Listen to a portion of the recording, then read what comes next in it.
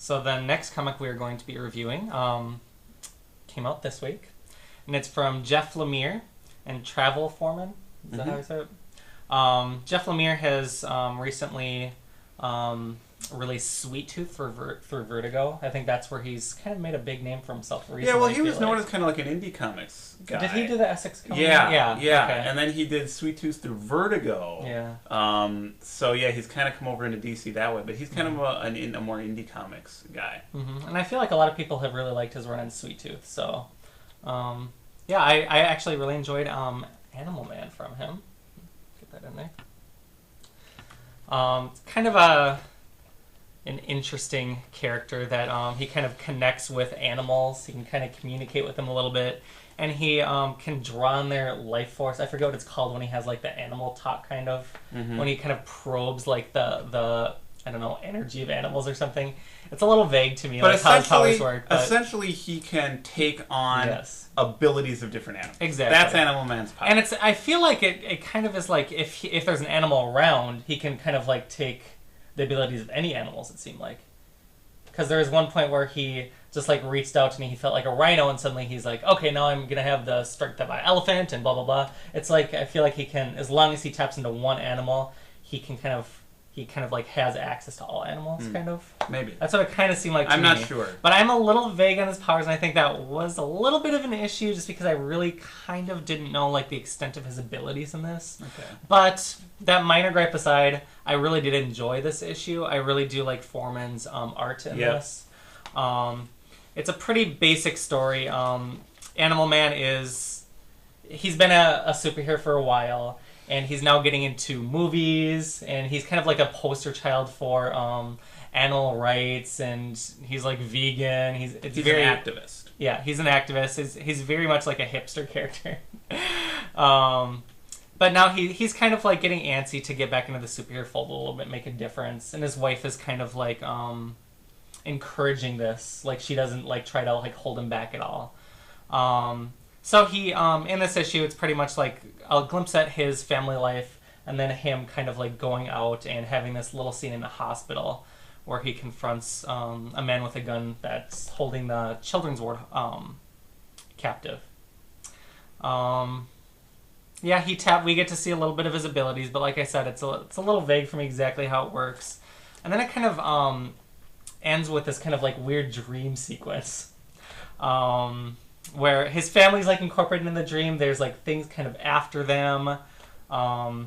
It goes to some weird places. Yeah, it goes weird. And it's kind of like this told in this like gray, like black and white style with like a little bit of red into it.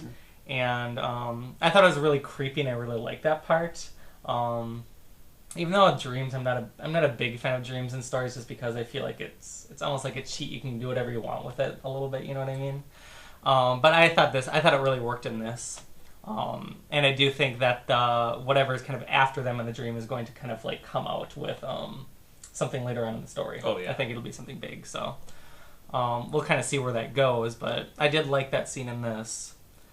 And I did like that it really centers on family.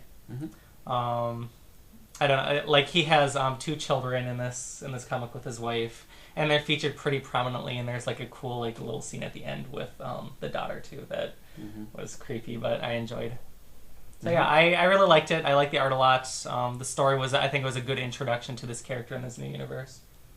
Yeah, agreed. I think Animal Man might be my favorite of the first couple of weeks' releases.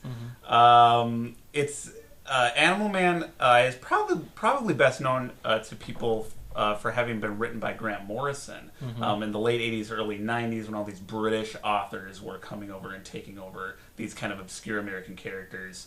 Have you read any Animal Man? Yeah, I've read some of it. I haven't. This is my first. Yeah, I'm a big Grant Morrison fan, so I've read some of that. And you know, Alan Moore was doing Swamp Thing at the time. Neil Gaiman did Sandman. This was kind of one of those types of things. It was a very postmodern kind of literary take on superheroes, which, you know, was kind of a big deal at that time. So that's kind of, you know, what people know Animal Man for. And then bringing in Jeff Lemire as the writer, I feel like, okay, this is going to be kind of that indie, edgy book a little bit. And it starts out fairly straightforward, like you said. He's a family man. That was established in Grant Morrison's run as well. That was a big part of it that I remember. But then once they hit that dream sequence, it takes a turn into really kind of horror territory. Really, it's beautifully illustrated throughout. But then when Trevor Foreman gets to the dream sequence, he really shines. Yeah, I feel like with this. I wonder if it's because of the color, like if it's just I think like that's really well in black part and of white. it, but also I think it's probably like they always knew they were going there, and that's going to be a big part of this book, and that's probably why Trevor Foreman was selected for this. And then the dream you can kind of cut loose because you can draw kind of like whatever you want a little bit. You know what I mean? And he's good at obviously like the monstrous type of scenes that you get in this. Yeah, so it's creepy, and that last image with the daughter was creepy. So yeah, I liked it all the way through, but once they hit that creepy dream sequence at the end, which is obviously setting up stuff for later on, it really hooked me. Like I'm looking forward to continuing reading this one. It's got a bit of an indie edge, but it's still in the superhero world, and I like that DC is making books like this.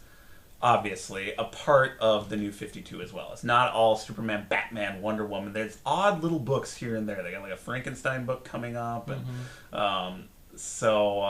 yeah, I like this one. Good art, good story, creepy. So if you like kind of horror mixed with your superheroes, a bit of a Vertigo comics. Yeah, I kind of thought that this it would fit easily in the Vertigo line too, but. Does DC also have Vertigo, or are they like Fables? I didn't. Oh yeah, of course. I didn't know if that was just going away with the New 52. No. Obviously, okay. So yeah, I liked Animal Man a lot. Yeah, I got kind of scared, but in a good way. It was fun.